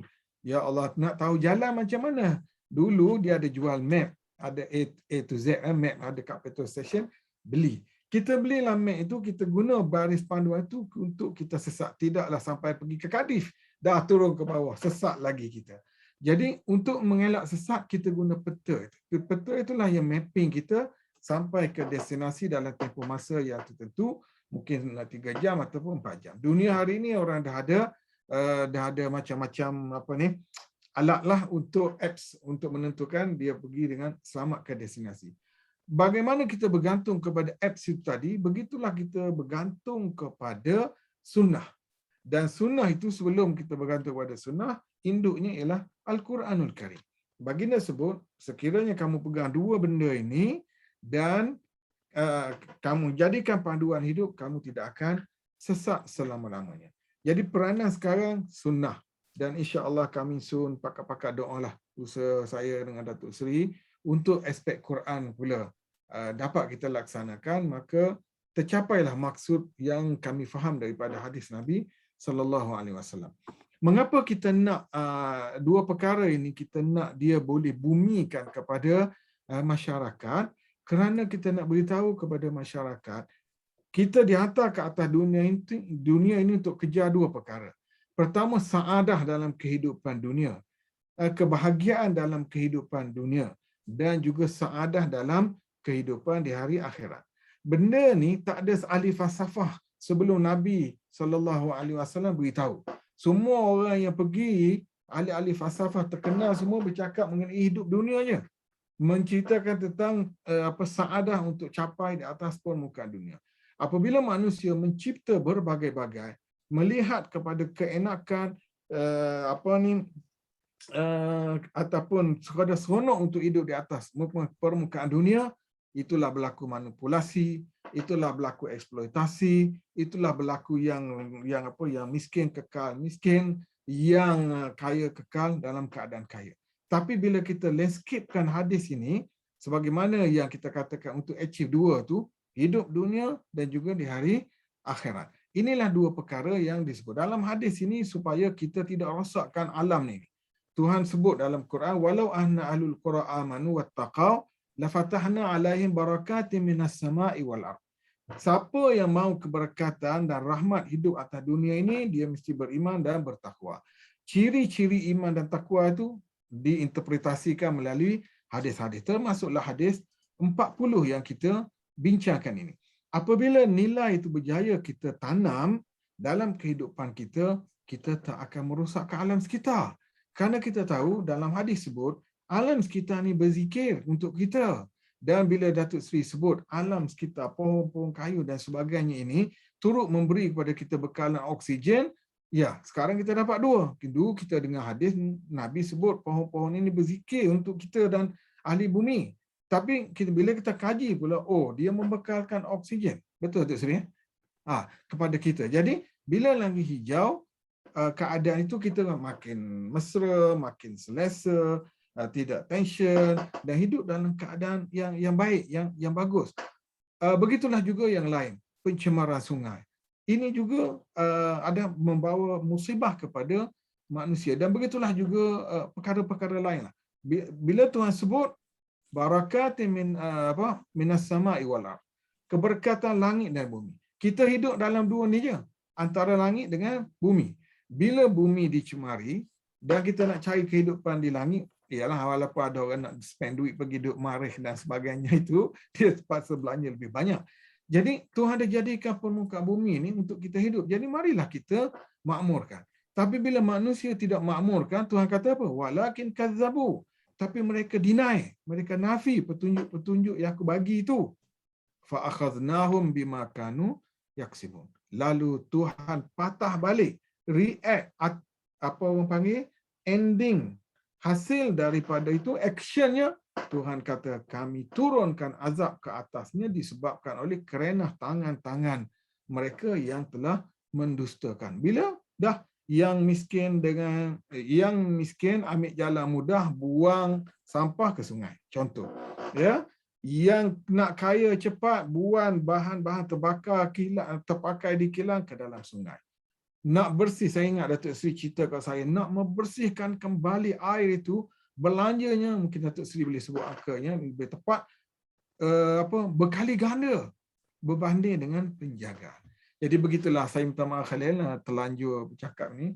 Begitulah orang universiti ni dah bercakap payah berhenti. Terima kasih. Tak apa Prof, kita bagi Prof cakap sebab tadi Prof masuk lambat sikit. So dapat extra lah masa tambahan. Okay. Saya dapatlah soalan-soalan yang kawan-kawan minta tolong tanyakan ni Datuk Seri. Mungkin Prof ataupun Cik Kai, Puan Olin boleh tolong sama-sama komen lah. Saya rasa berkaitan jugalah dengan pengalaman Prof dan Datuk Seri semasa mengerjakan haji ataupun di Mekah. Dan saya rasa situasi yang sama juga berlaku di Malaysia. Kita nampak depan mata masalah yang berlaku walaupun kita sebuah negara Islam yang sepatutnya perfect, cantik, peraturan semua dah tertulis dalam Al-Quran dan Sunnah. Saya rasa soalan ni banyak kali dah ditanya. Jadi mungkin kita nak memahamkan apa sebenarnya yang berlaku pada masyarakat Islam ni. Kalau Puan Olin lah, kalau pengalaman ataupun Datuk Zaini dulu. Ya, saya fikir perkara yang berkaitan dengan pelestarian alam sekitar ni harus kita fahami. Dia ada empat kategori. Ya. Pertama sekali kategori yang mencemarkan, jelas kita buang buangan terjadual ataupun scheduled waste, bahan-bahan kimia yang telah digunakan dan sebagainya. buang di mana-mana. Itu orang semua tahu, kata this is pencemaran. Yang kedua, perkara yang kita buat tapi kita tahu salah tapi tak ada option yang mudah untuk kita selesaikan. Contohnya naik kereta. Tadi saya bincang, saya pergi ke Bangladesh pagi tadi, Ustaz, ni Prof Zul, ada webinar di Bangladesh, ASEAN Committee bincang tentang pelestarian alam sekitar lah. Jadi saya dijemput salah seorang speaker di sana dan kita bincang perkara yang penting juga. Apa masa depan kereta dan kenderaan yang menggunakan bahan api fosil, petroleum dan diesel. Dan dalam kajian banyak pihak menjelang tahun 2030 tak ada lagi kat Eropah dah kenderaan bahan api fosil yang menggunakan petrol dan diesel ni lah. Sama ada gunakan elektrik ataupun gunakan hidrogen. Itu perkara yang akan berlaku, ataupun active mobility, jalan kaki dan naik basikal. Sebab impak pembakaran bahan-bahan api fosil ini termasuk arang batu ni sangat besar sehingga menyebabkan peningkatan suhu bumi. Sekarang ni bulan 9, sepatutnya Puan Nolin, sekarang ni kita sibuk dengan jerbu sana jerbu sini. Tetapi dah 2 tahun dah hujan lebat. Banjir di sana sini. Menteri tadi pergi ke Batu Pahat tengok banjir genang lah, kita tak sebut banjir termenung lah. Banjir tak termenung, yang termenung orangnya. Jadi apa kena mengena pula banjir dengan termenung tu? Jadi istilah yang disebutkan oleh menteri tadi ialah istilah genang, bergenang. Ya, air itu bergenang, kekal di situ tak keluar-keluar. Jadi ini perkara yang kedua. Perkara yang ketiga ialah pencemaran yang berlaku kita boleh atasi tetapi kita tak nak buat. Contohnya ialah buang sampah. Saja je lepas buang sampah. Ya, itu kita boleh atasi, kita tak boleh tak buang sampah. Kita boleh tak menggunakan bahan api dengan berleluasa. Kita boleh tak gunakan air secara berlebih-lebihan. Menggunakan air ni walaupun halal, walaupun kita bayar, tetapi secara berlebihan itu tidak baik. Sebab bila kita menggunakan air, tenaga yang kita gunakan untuk pressurize pipe kita tu menggunakan bahan api fosil juga. Menggunakan elektrik juga. 40% daripada kos penjanaan sumber air kita itu adalah penjana daripada bahan api fosil. Memerlukan tenaga. Sama ada di jana kuasa, di kilang air ataupun di rumah-rumah pam yang ada. Menggunakan elektrik semua.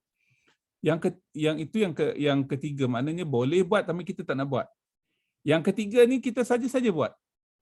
Ya, separuh orang tu saja mencemarkan alam sekitar. Contohnya dalam buku ni kita cerita tentang tradisi masyarakat Arab iaitu membunuh burung, ya Ustaz. Profesor Zul ada. Profesor Zul terpaksa telefon kawan dia daripada Qatar ke daripada Kuwait, saya lupa nak makna perkataan Arab ni apa, istilah burung. Qatar maksudnya. Qatar. Saya kira ada masa tu kita bincang. Istilah tu bagi orang Arab tanya cerita kat kita. Sekat 15 minit dia cerita tentang jenis burung tu. So apa yang berlaku orang Arab ni saja, dia buru burung sebab dia buat pertandingan. Jadi dia ambil kepala aja. Daging tak makan, dia saja bunuh macam tu untuk bertanding. Kalau lainlah cerita kalau berburu untuk makan.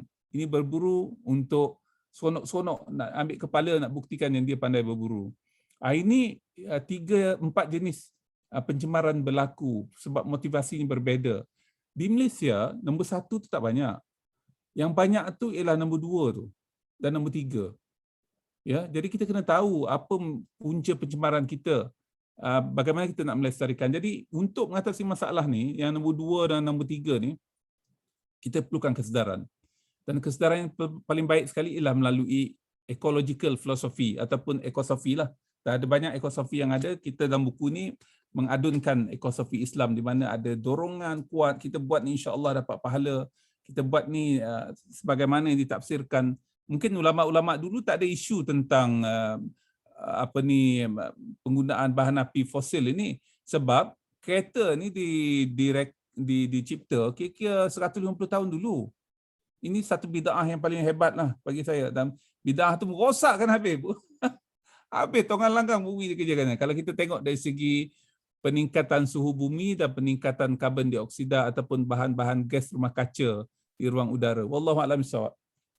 Okey, kita pun ada dalam lebih kurang 13 minit, 12 minit ni. Puan Nolin dah, kalau nak mengupas persoalan tadi ni, Puan Nolin rasa orang secara am lah, secara general lah, kita tak rasa berdosa ke buang-buang sampah ni? Kita tak rasa berdosa ke buat pembakaran terbuka ni? Saya rasa dia berbalik kepada sikap tu sendiri. Sikap di mana dalam mentaliti dia, kalau dia buang sampah, ada orang tolong bersihkan. Kalau buang sampah di merata-rata tempat ataupun dalam kereta dibuangnya sampah, tak apalah, nanti ada orang lain yang bersihkan. Dia tak ada rasa daripada dalam diri dia sendiri, daripada dalam diri jati diri dia sendiri. Jadi itu yang perasaan bersalah tu tidak ada. Tapi sekarang ni kita kena maklumkan, kita kena sekolahkan yang bahawa ini penting, sebab bila you menghasilkan sampah, you kena bersihkan sampah itu sendiri. Contohnya macam pendekatan ataupun nilai yang kita kena terapkan, Cik Khalil. Di mana bila kita menghasilkan sampah, kita kena pastikan benda tu dibuang di tempat yang diuruskan dengan baik. Ini termasuk saja orang awam dan juga pihak-pihak industri lah. Kadang-kadang tu pihak industri mengambil kesempatan membuang sisa toksik di tempat yang tersorok, yang tak ada orang dan sebagainya. Dan kita perlu berasa bertanggungjawab lah. Saya rasa the keyword yang penting yang kita kena terapkan di sini adalah sifat tanggungjawab itu sendiri. Bukan orang lain bertanggungjawab terhadap apa yang dia hasilkan, dan pendekatan yang diambil untuk menyatakan bahawa ini merupakan satu dosa, satu pendekatan yang psikologi yang kita perlu maklumkan pada masyarakat, supaya jika kita membuang sampah dan sebagainya ataupun kita tidak membersihkan lain, kita akan mendapat satu dosa. Dan manakala jika kita mengamalkan seperti Prof. Dr. Zulkifli sebut tadi, kita mengamalkan dan juga menjalankan tindakan-tindakan kecil seperti berjalan kaki, macam selalu Dr. Datuk Seri Zaini selalu kata kalau ke masjid jalan kaki, itu merupakan satu pendekatan yang amat terbaik di mana kita memberi satu insentif, di mana itu adalah pahala, di mana kita akan mengejar pahala itu untuk kita memberi kebaikan, membuat kebaikan bukan saja untuk masa kini tetapi juga sebagai bekalan kita di dunia di akan datang. Jadi pendekatan ni yang kita kena ambil dari konteks kesedaran masyarakat bahawa adalah satu tugas yang mulia jika kita bertanggungjawab ke atas apa yang kita lakukan dalam alam sekitar dan bukan mengharapkan orang lain untuk menguruskan isu-isu alam sekitar. Jadi ini pandangan awal saya yang saya nampak kita kena perkemaskan, kita kena perkasakan masyarakat kita dari konteks bertanggungjawab itu adalah tanggungjawab semua dan bukan agensi tertentu ataupun komuniti tertentu yang perlu bertanggungjawab. Mereka semua bertanggungjawab terhadap apa yang mereka lakukan, sama ada dari segi hasilan sisa, dari segi menggunakan plastik sekali guna dan sebagainya. Jadi apa peranan yang kita boleh lakukan secara dari rumah sendiri, dari rumah lagi individu itu sendiri, Cik Khalil. Itu yang kita kena lakukan. Terima kasih, Cik Khalil. Okay, sebelum tu saya nak iklan sikit lah, kita nak promo sikit. Saya, Datuk Seri Zaini, Prof Zul nak join boleh juga Prof Zul, sebab kita dah boleh saya tak sure, saya takut salah cakap ni. Besok kita dah fasa kedua, alhamdulillah. Hari Sabtu kita buat aktiviti sikit, kutip sampah kat Bangi. Kita bukan nak kata tak ada orang kutip sampah, tapi macam Penolin cakap lah ataupun Datuk Seri cakap lah, dia ada habit orang ni, dia macam terbiasa. Dia makan, dia lepas makan goreng pisang cepedak, goreng yang sedap tu kan, dia dah sedap dah, tapi dia secara tak sedar, dia tindakan luar kawal lah kalau boleh saya cakap. Jadi Cik Kai kan, kita macam ayah-ayah lah, mak-mak, bapak-bapak ni kan, contoh terbaik. Kalau Cik Kai rasa kan, apa yang the best way lah kita nak bagi tahu dekat anak-anak kita, ataupun mak bapak sendiri pun tak boleh nak betulkan. So macam mana kita nak ubah benda tu supaya jadi tak terbiasa tu. Kita jadikan yang tak terbiasa tu jadi biasa. Unmute Cik Kai, tak dengar tu. Saya asyik mendengar dan saya suka bila Puan Nurul kata kata-kata awal saya. Kita dah kat penghujung rancangan, dia kata kata-kata awal saya. Masuk akhirnya nanti jadi buku lah tu. Saya tunggu yang tu. Awalnya dia cakap kat sini, akhirnya dia jadi buku. Saya suka yang tu. Saya belajar daripada Prof Zul. Mengambil yang tersirat daripada apa yang tersurat. Lapisan pertama. Misalan pertama, ya Ha. betul. Saya melihat begini, sebab tu saya fikir buku ini penting. Sebab buku ni sebenarnya mengajar kita. Sifat kita selalu kita suka salahkan orang lain. Kita tunjuk ini itulah banjir inilah kerajaan tak buat, longkang tak buat. Tapi kalau kita tengok asas awalnya kita sendiri. Kita sendiri, sifat manusia kita sendiri. Sebab tu ecological philosophy yang Datuk Zaini buat ni benda yang sangat baik. Sebab tu buku ni maha penting. Buku ni menceritakan sebab dan saya nak sebut juga, yang nak baca buku ni pastikan anda baca untuk memahami falsafahnya pendahuluan edisi 1. 30 muka surat Datuk Sri Zaini dengan Prof Zul tulis untuk kita memahami pendahuluannya. Pendahuluan edisi 1 sangat penting. Kemudian kalau kita tengok dalam hadisnya, contohnya hadis 18, mengawal pencemaran udara, terjemahannya daripada Abu Hurairah radhiyallahu anhu, sesungguhnya Rasulullah SAW apabila bersin, baginda akan menutup mukanya dengan tangan atau baju selain merendahkan suaranya. Maksudnya, dalam hal-hal berkaitan dengan alam sekitar, asasnya adalah diri kita sendiri. Kita ni individu yang sepatutnya melihat tanggungjawab kita. Itu saya lihat. Sebab tu kita kena latih anak-anak kita. Rasulullah ni bersin tutup mulut 1400 tahun dulu. Dan hari ini Datuk Sri Zaini boleh justifikasikan dengan saintifik, cara yang saintifik. Ini perkara-perkara yang kita kena latih anak-anak kita, generasi muda, mengenai pertanggungjawaban peribadi menjaga alam sekitar. Sebab itu yang akhir asasnya. Di Jepun, nak bersih, bukan kerajaan denda tu tak penting. Orang Jepun pergi Putrajaya, kutip sampah. Lepas main bola ke menonton bola, dia kutip sampah. Tak ada pun peraturan denda yang menjadikan mereka takut kena kutip sampah dan jaga kebersihan. Jadi, itu di dalam diri, di dalam hati. Dan saya fikir buku ini banyak bercerita mengenai perkara tersebut. Yang akhirnya kalau kita tanya ini tanggungjawab siapa, sebenarnya kita kena tengok cermin dan itu adalah tanggungjawab kita semua. Boleh saya celah sikit ke Khalil? Ya, macam mana nak beli buku ni Cik Kel? Okey. Nak beli buku. Sorry, Bro. Siapa-siapa nak beli buku ni, nyatakan saja dalam ruangan komen nak beli buku. Nanti Encik Halil yang satu lagi tu akan beritahu talian kat mana patut dibeli dan bagaimana. Buku ni edaran daripada penulis dibuat oleh Forum Press. Kita akan tunjukkan macam mana keadaan membeli.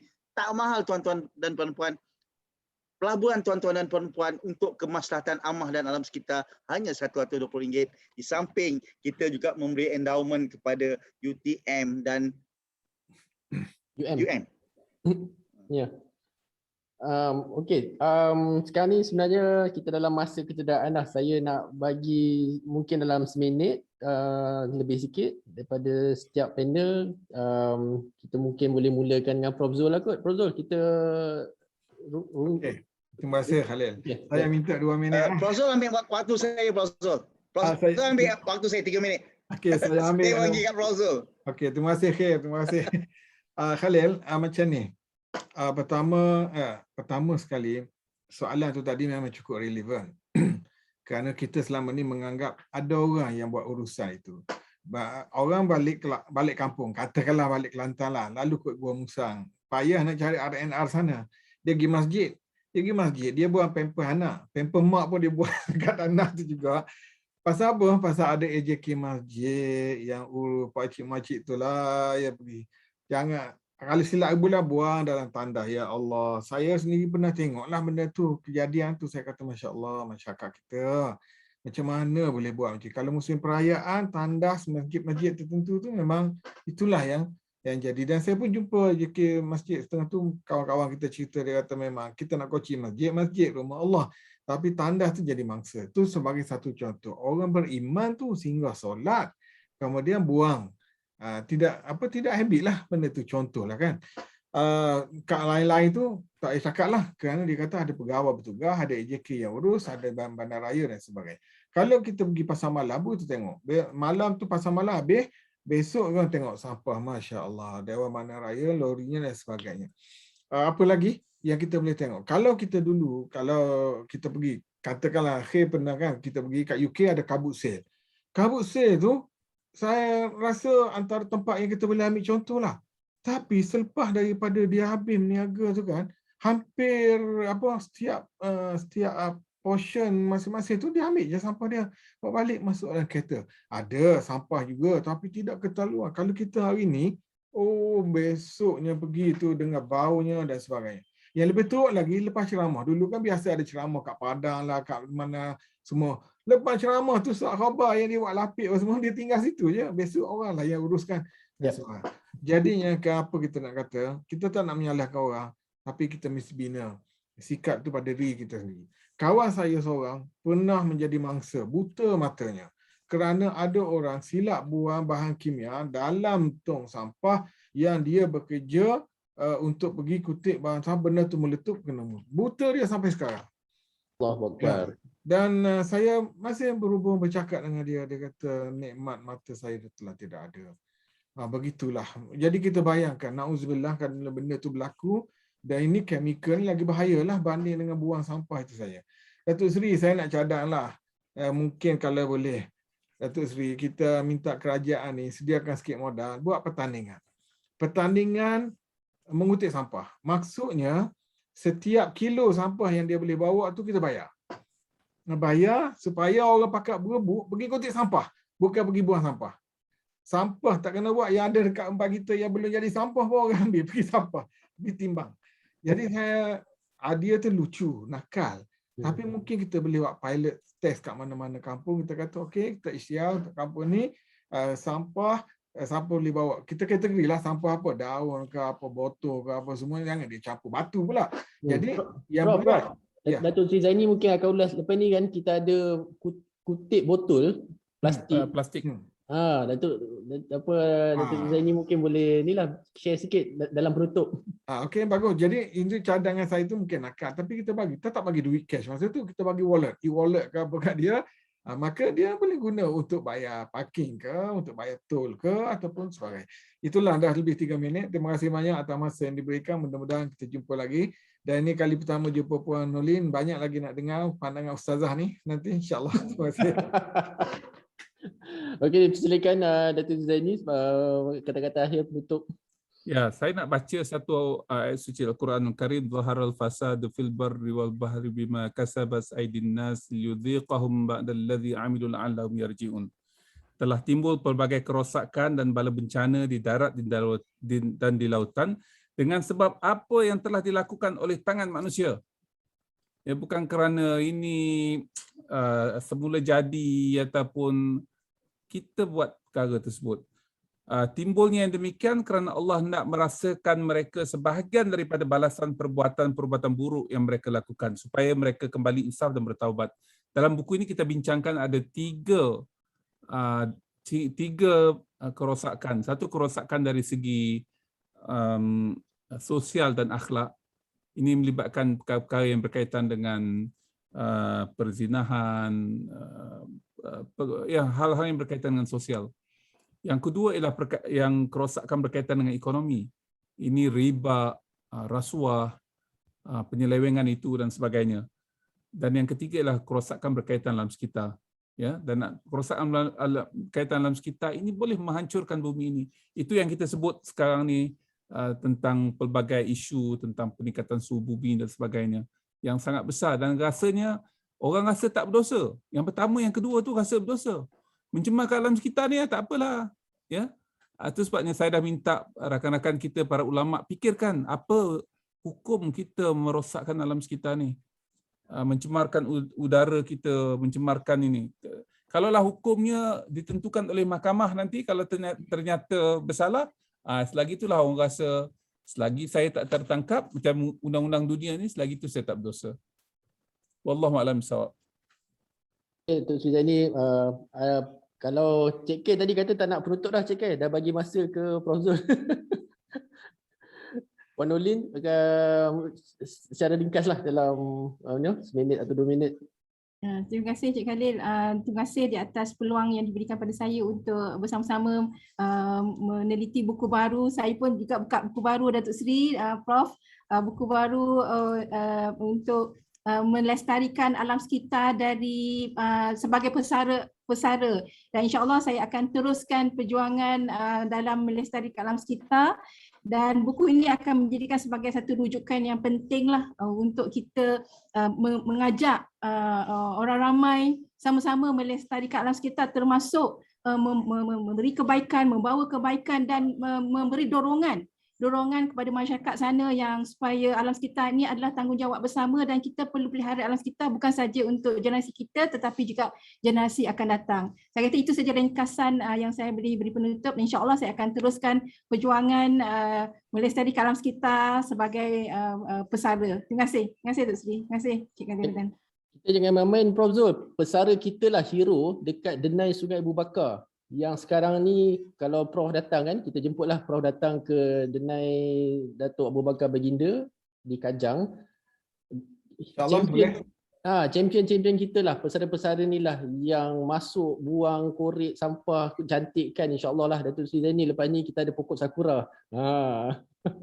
Tak payah pergi Jepun dah. Kita ada di kampung Abu Bakar Baginda. Bagi noti awal saya boleh join insya-Allah. Jadi Puan Nolin, mungkin Puan Nolin boleh join lah grup kita kan, insya-Allah Puan Nolin. Tapi kat Seremban, Puan Nolin jauh. Kita tunggu bila dah boleh merentas negeri.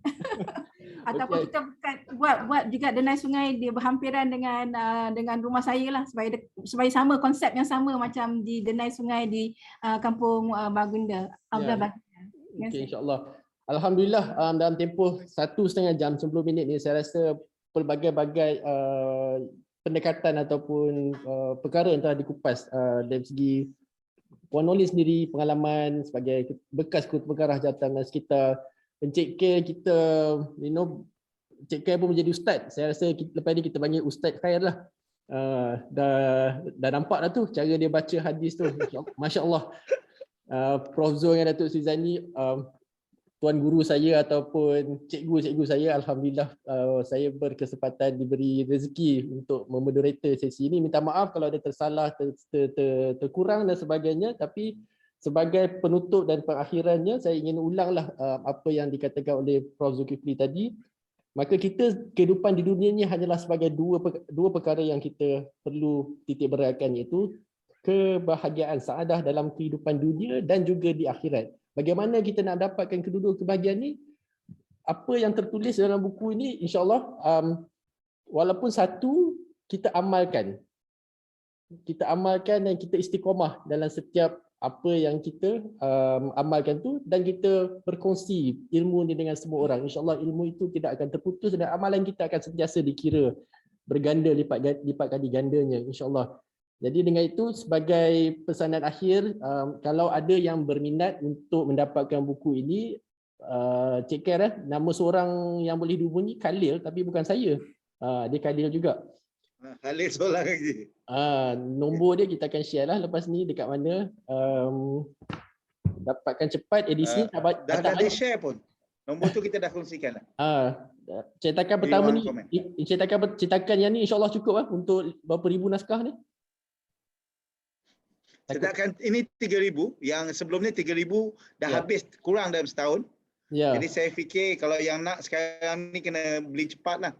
Sekarang pun kita dah lebih banyak juga jualan telah bermula. Okey, alhamdulillah. So jadi jangan lepaskan peluang sebab nak mendapat buku ini saya rasa sangat-sangat berguna dan juga bermanfaat untuk kita di keluarga, di pejabat dan sebagainya. Dengan itu saya sudahi dulu webinar pada petang ini. Minta maaf jika ada tersalah bahasa dan terkurang dari segi pengajuran. Saya sudahi dengan wabillahi taufiq wal hidayah. Assalamualaikum warahmatullahi wabarakatuh. Waalaikumsalam warahmatullahi wabarakatuh. Terima kasih. Terima kasih Dr. Terima kasih Prof. Terima kasih Cik Khair. Kita jumpa lagi. Allah. Terima kasih Puan. Terima kasih Prof Zul, Dr. Sri, Cik Khair.